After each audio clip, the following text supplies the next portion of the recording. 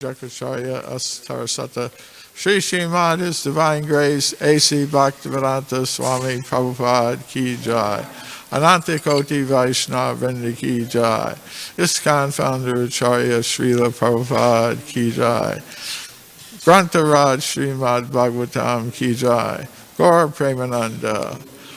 All glories to the assembled devotees. All glories to Sri Sri Guru and Gauranga. And glories to Srila Prabhupada.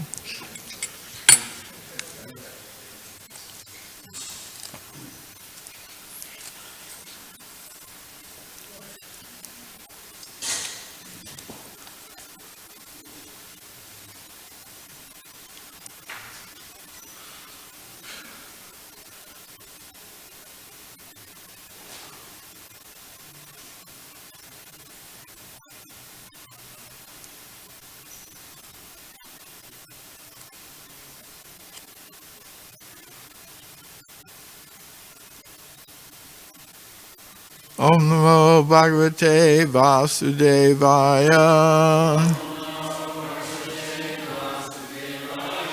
Om Namo Bhagavate Vasudevaya. Om Namo Bhagavate Vasudevaya.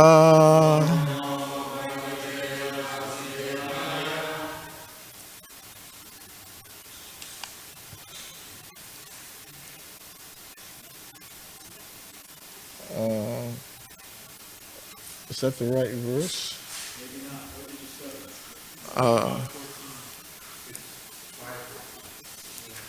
say? Yeah, 5:14. That's chapter 3, right? So it's chapter 2, 5, 14.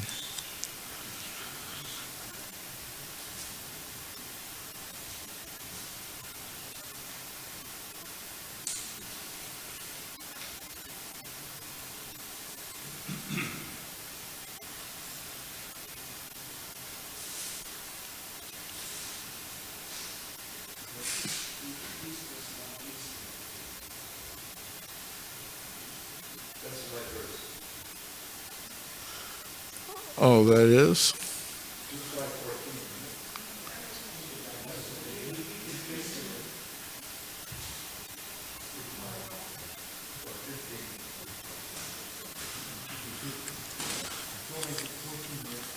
Yes, 15.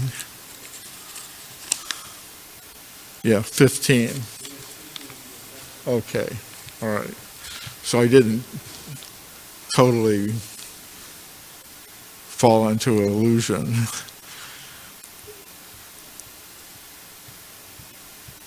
Narayana Para Veda Deva Narayanangajam Narayana Para Loka Narayana Para Makaha Narayana Para Veda Deva Narayanangajam Narayana Paraloka Narayana Paramakaha Narayana Paraveda Deva Narayanangajaha Narayana Paraloka Narayana Paramakaha Narayana Paraveda Deva Narayanangajaha Narayana Paraloka Narayana Paramakaha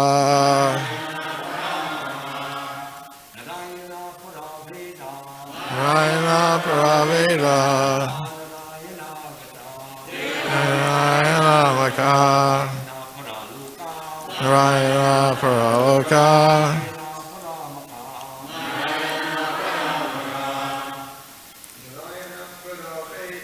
Narayana Paraveda Deva Narayana Angajaha Narayana Paraloka Narayana Paramaka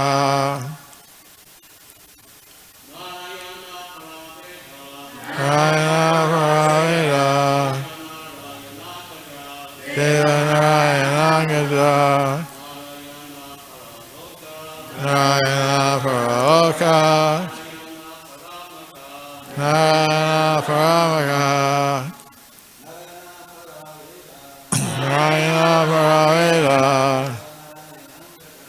Narayana Paraloka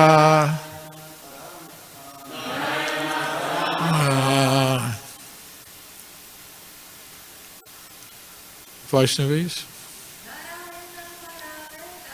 Narayana Paraveda Narayana Paraloka Narayana Paraveda Narayana Paraveda Narayana Narayana Paraloka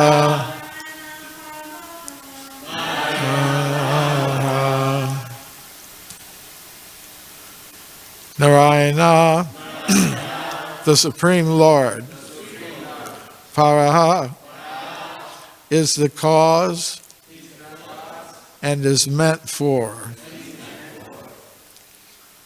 Vedaha, knowledge. Devaha, the demigods. Narayana, the Supreme Lord. Angajaha, assisting hands. Narayana, the personality of Godhead. For the Paraha, for the sake of. Lokaha, the planets. Narayana, the Supreme Lord. Paraha, just to please Him. Makaha, all sacrifices. Translation and purport by His Divine Grace, A.C. Bhaktivedanta Swami Prabhupada. Translation. The Vedic literatures are made by and are meant for the Supreme Lord. The demigods are also meant for serving the Lord as parts of His body.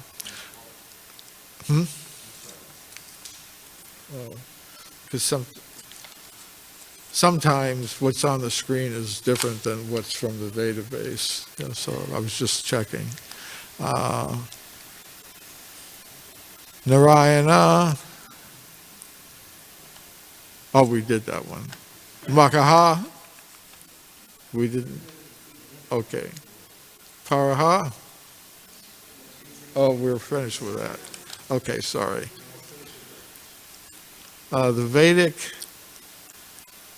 Vedic literatures are made by and are meant for the Supreme Lord. The demigods are also meant for serving the Lord as parts of His body. The different planets are also meant for the sake of the Lord, and different sacrifices are performed just to please Him. Purport. According to the Vedanta Sutras, Shastra Yonidvat, the Supreme Lord is the author of all Vedic scriptures, and all revealed scriptures are for knowing the Supreme Lord. Veda means knowledge that leads one to the Lord. The Vedas are made just to revive the forgotten consciousness of the conditioned souls, and any literature not meant for reviving God consciousness is rejected at once by the Narayana Para devotees. Such deluding books of knowledge, not having Narayan as their aim, are not at all knowledge, but are the playgrounds for crows who are interested in the rejected refuse of this world. Any book of knowledge, science or art, must lead to the knowledge of Narayan. Otherwise, it must be rejected. That is the way of advancement of knowledge. The supreme worshipful deity is Narayan. The demigods are recommended secondarily for worship in relation to Narayan because the demigods are assisting hands in the management of the universal affairs. As the officers of a kingdom are respected due to their relation to the king, the demigods are worshipped due to their relation to the Lord. Without the Lord's relation, worship of the demigods is unauthorized, avidi purvikam, just as it is improper to water the leaves and branches of a tree without watering its root. Therefore, the demigods are also dependent on Narayana. The lokas, or different planets, are attractive because they have different varieties of life and bliss, partially representing the Sat Chit Ananda Vigraha. Everyone wants an eternal life of bliss and knowledge in the material world. In the material world, such an eternal life and bliss and knowledge is progressively realized in the upper planets. But after reaching there, one is inclined to achieve further progress along the path back to Godhead. Duration of life with a proportionate quantity of bliss and knowledge may be increased from one planet to another. One can increase the duration of life to thousands and hundreds of thousands of years in different planets, but nowhere is there eternal life. But one who can reach the highest planet, that of Brahma, can aspire to reach the planets in the spiritual sky, where life is eternal. Therefore, the progressive journey from one planet to another culminates in reaching the supreme planet of the Lord, Madhama, where life is eternal, full of bliss and knowledge. All different kinds of sacrifice are performed just to satisfy Lord Narayan with a view to reaching him. And the best sacrifice recommended in this age of Kali is the Sankirtan Yajna, the mainstay of devotional service of a Narayana Para devotee. Om Jnana Timrandasya Gananjana Shalakaya Chakshur Militam Yena Tasmai Shri Gurave Namaha.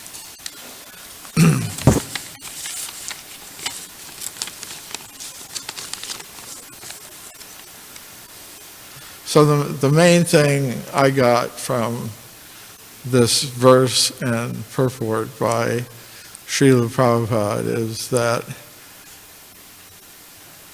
it's all one big system. It all fits together. The planets, the bodies that we're in, everything is meant for the service of the Lord. The universe actually has a purpose. It's not without purpose. And we're not simply an accident. There's a reason why we're here, why the universe is here, why Vedic knowledge is here, why the process of sacrifice is there. And that's pretty comprehensive. That pretty much includes everything. I mean, there are different subdivisions of each of those things, but it's basically one system. Sarvam Kalvidam Brahma stated, everything is Krishna's energy. He's planned it, he's manifested it. And each of us is part and parcel of Krishna, the Supreme Personality of Godhead. Jivara Sarupa Hoy, Krishnara Nityadas. Our constitutional position, our eternal identity is servant of Krishna. And either we serve Krishna's spiritual energy or we try to serve his material energy. And for those who misuse their free will in such a way that they turn away from Krishna, Krishna provides for them another place, and that's the material universe. But he doesn't forget them. Although they've forgotten him, he doesn't forget them. He accompanies each one as the super soul within the heart. He says, Sarvasi chaham hridisani vishto matasmatra jnanam apohanam cha Vedaishcha sarvaraham eva vedyo vedanta krit vedavit eva chaham. So, there are, in that verse from Bhagavad Gita, are several of the points that Srila Prabhupada is making in this verse and purport. For example, he says, the Supreme Lord is the author of all revealed scriptures, and all revealed scriptures are for knowing the Supreme Lord. So that's repeated by Krishna in the Bhagavad Gita. Vedeshta savaraham eva vedyo. All the Vedic literatures are ultimately meant for understanding the Supreme Personality of Godhead. And also, he's the author, directly or indirectly, of the different Vedic literatures, Vedanta Krit. And he is the actual knower of the Vedas, Vedavit, the knower of the Vedas. So, ultimately, and he's inside the heart of every living being. Sarvasya chaham hridisani vishto. Krishna says, as the super soul, I am in the hearts of every living being. I am within every atom. So to understand that Krishna is present everywhere, while also maintaining his individuality, his personality, his individuality. This is really pretty amazing. And then to realize that we're part of that original personality of Godhead is really amazing. To understand that Krishna is ultimately in control of everything. Ishvara Parama Krishna. We tend to think I'm a controller. I control a company, I control a family, I control a city. You're a mayor of a city, you're a county board member, you're a state governor, you're the president of a country, you're the head of the United Nations.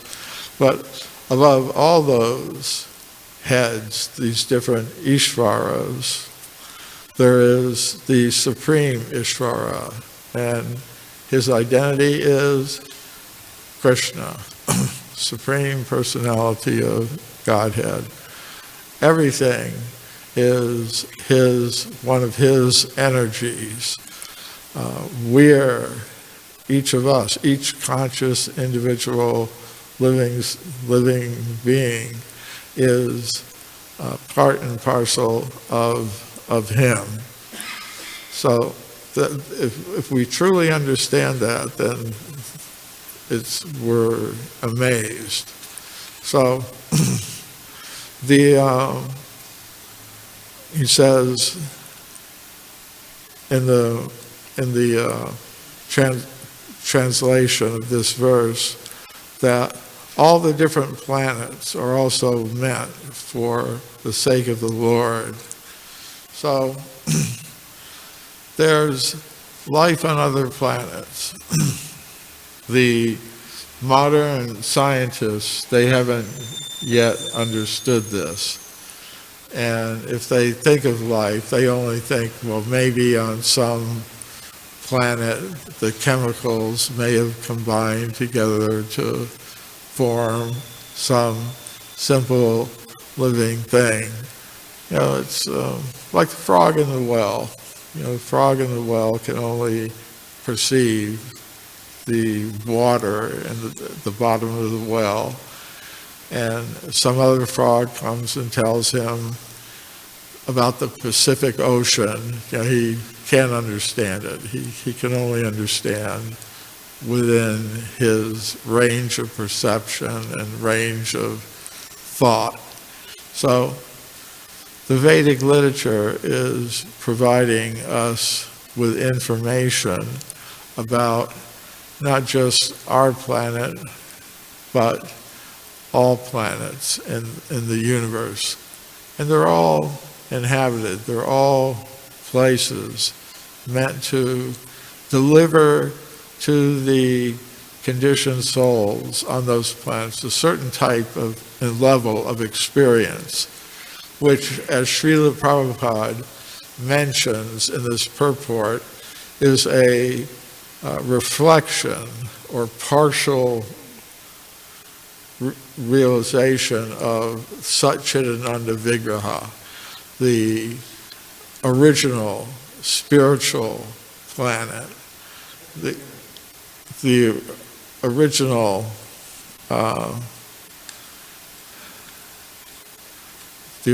home of us all. So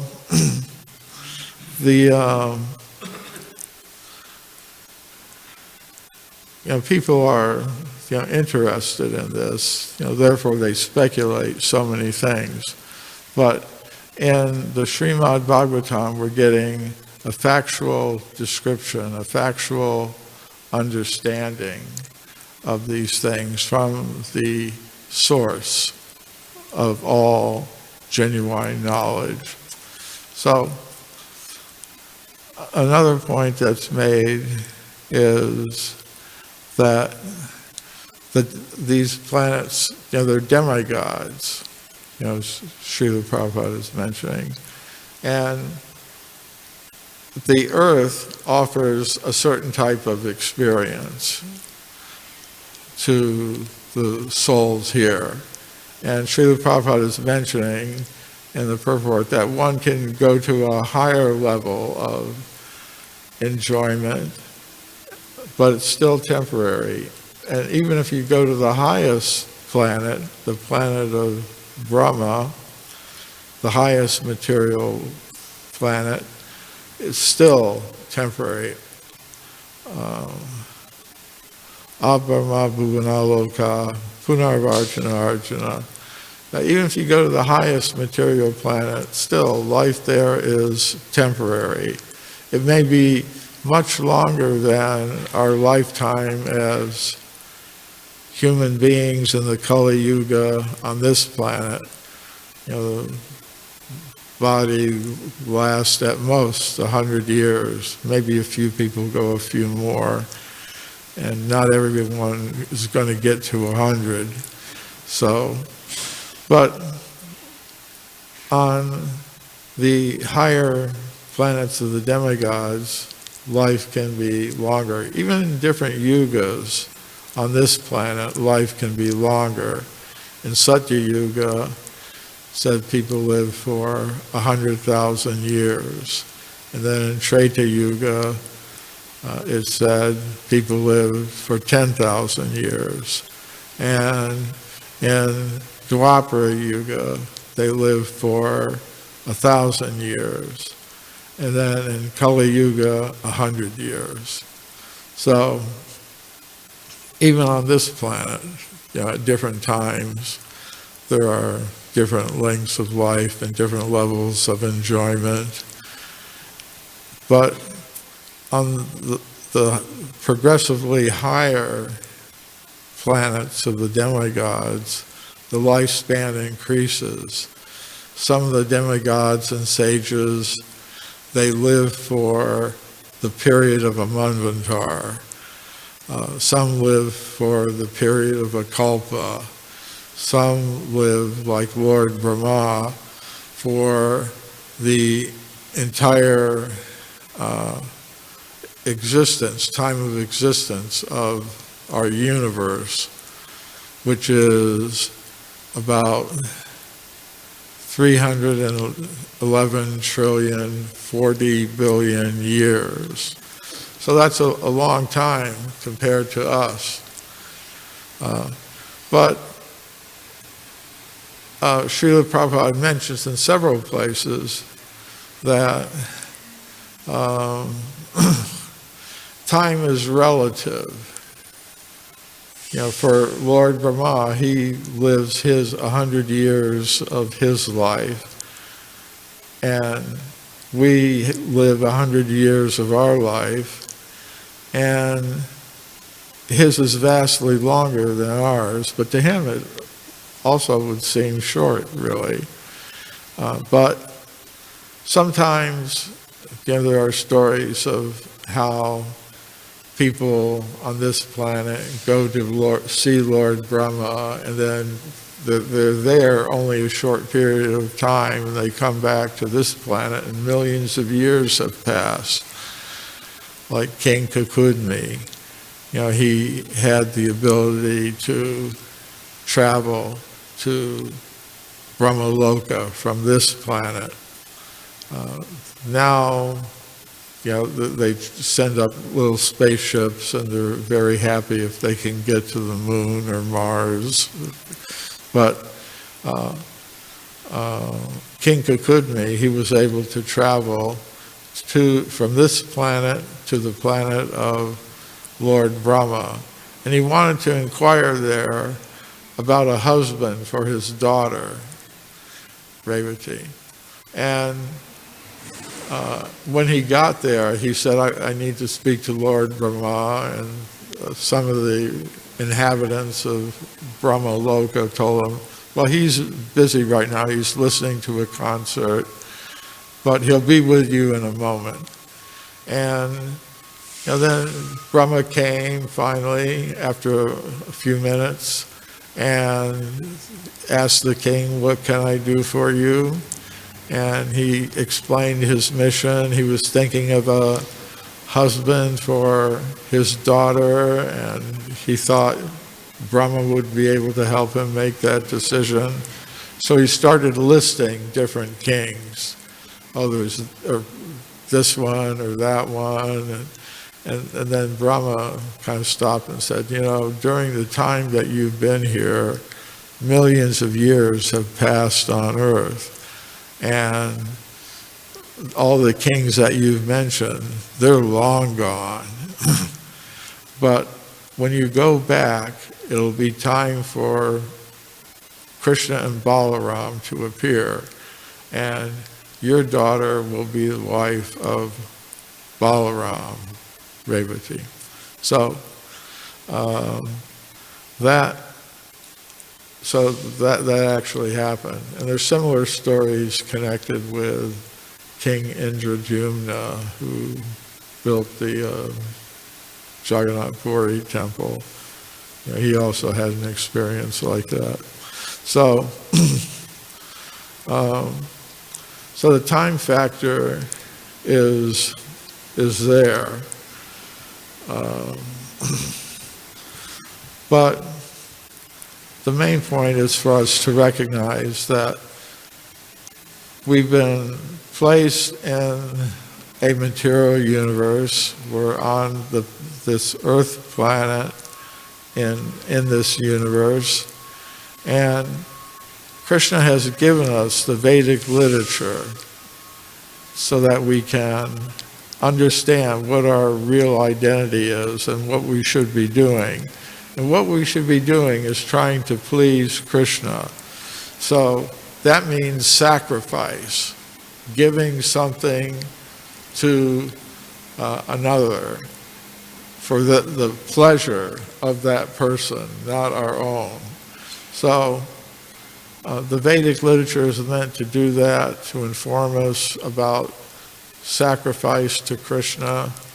And as Srila Prabhupada mentioned, the best sacrifice in the age of Kali is the Sankirtan Yajna, hearing and chanting the glories of the Lord, either in the form of the holy name of the Lord, the literatures, Bhagavad Gita, Srimad Bhagavatam, and others. But everything, the sacrifice, the universe, the planets, we ourselves, the demigods, all arranged by Krishna. So I'll stop there. Any questions or comments? Swavas.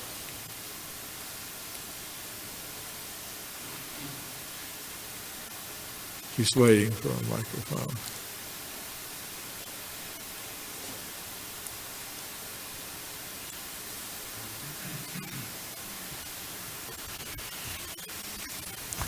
Thank you for a nice class, Prabhu.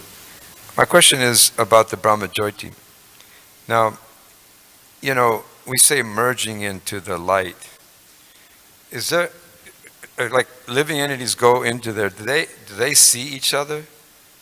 Like, if a living entity is going like Brahman realization, now is there form and is there activity in that Brahma Jyoti? I think we would say yes, but I think their conception is they lose their individuality, and Krishna apparently in some way facilitates that for them, but they actually do continue to exist. That's why it's said in the Srimad Bhagavatam that by great effort one may go to that platform, but will come down. However, it's also stated that some devotees had achieved Brahman realization. That was their state. But at the same time, they became somehow or other aware of Krishna and then became devotees from that point.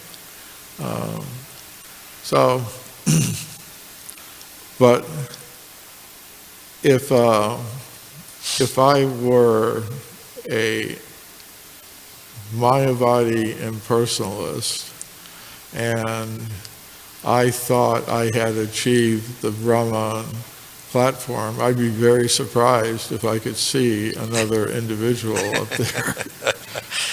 So I think, depending, like it says in the Bhagavad Gita verse, I'm the super soul in the heart of all living entities, and from me come memory, knowledge, and forgetfulness. So, if Krishna arranged it like that, you could say, well, yeah, they might be able to perceive others. But Krishna seems to facilitate their desire not to be an individual and have reciprocation with other individuals. But like it says in that other verse, Arura Krishna Param Param, even though they may rise with great difficulty to that impersonal Brahman realization, they because they haven't achieved engaged in devotional service, they again come down. So, anything, is it, what time is it? Okay, we still got a minute or two. Rabindranath Prabhu. Yeah, you mentioned how Lord Brahma's long lifetime seems like 100 years to him. So what about those in Satyuga? They live for 100,000 years, so does that seem like 100 years to them? I'm not sure what the question is. Lord Brahma has 100.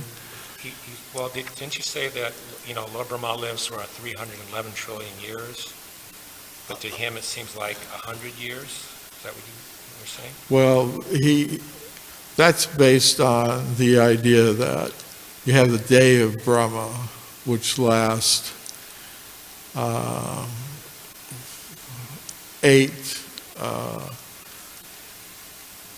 complete day of Brahma is 8.6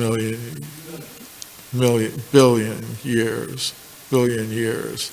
So if you take that times 360, which would be a month, and then you multiply that by 12, you get a certain figure. Then you multiply that by 100. That's how you get the 311 trillion, 40 million years. So that's in reference to his time. But to him, it seems like 100 years. And that's the calculation. That's what his 100 years are. And here in Kali Yuga, we live for 100 years also. And it's a shorter period of time. Now, there may be some difference, like you say, in Satya Yuga, 100,000. But 100,000 or 100 is compared to 311 trillion, 40 billion years is still pretty insignificant. Is that Archie? Yeah, I'm just trying to figure, because it seems like when that one devotee went to see him, he was just there a short time, but so much time passed on Earth. So it just seems like they're doing things very slowly up there compared to what they're doing down here is very fast, or so many activities are happening here, whereas there it's like Well, Srila Prabhupada, explained that it's relative. For us, 100 years feels like a long time. And, for Brahma, he has a similar, his 100 years feels like a long time to him. But, okay, so Vas Prabhu, you have something? Yeah, I just want to say, Prabhupada gave a little example about that. There are some insects that just live for a matter of hours. And in those matter of hours, they go through everything. Birth, death, old age, and disease, and then they die. And that is all accomplished just in a matter of hours. So compared to us and compared to that particular insect, it would be like almost comparable to what Lord Brahma is, because they do everything in a matter of like 3 hours or 4 hours, and life is finished. Like like an insect in the night, like the nocturnal kind of insect. Okay, Srila Prabhupada ki jai. To answer your question is this.